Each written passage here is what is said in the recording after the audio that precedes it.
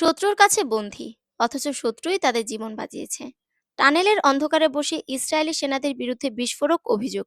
Hamas না থাকলে আজ আমরা বেঁচে থাকতাম না। কি এমন ঘটেছে গাজার নিচে, যেখানে চাঁদ তারা দেখাও এখন স্বপ্ন? 5ই এপ্রিল হামাসের সামরিক শাখা আল কাসাম ব্রিগেড দুটি ইসরায়েলি বন্দীর ভিডিও প্রকাশ করে। ভিডিওতে এক বন্দী বলেন, আমরা 30 মিটার মাটির নিচে টানেলের ভিতরে, সূর্যের আলো দেখি না কিন্তু বেঁচে আছি। হামাস যোদ্ধাদের জানাই, তিনি আরও জানান, ইসরায়েলি সেনাবাহিনী এমনকি সেই ভবনও বোমা ফেলেছে যেখানে তারা বন্দী ছিলেন। এই বন্দির অভিযোগ, আমাদের উপর নিজেদেরই বোমা ফেলেছে আমাদের আর্মি। তিনিও অন্য এক বন্দী ইসরায়েলের জনগণের প্রতি আহ্বান জানিয়েছেন সরকারের উপর চাপ সৃষ্টি করতে, যাতে তাদের মুক্তি সম্ভব হয়।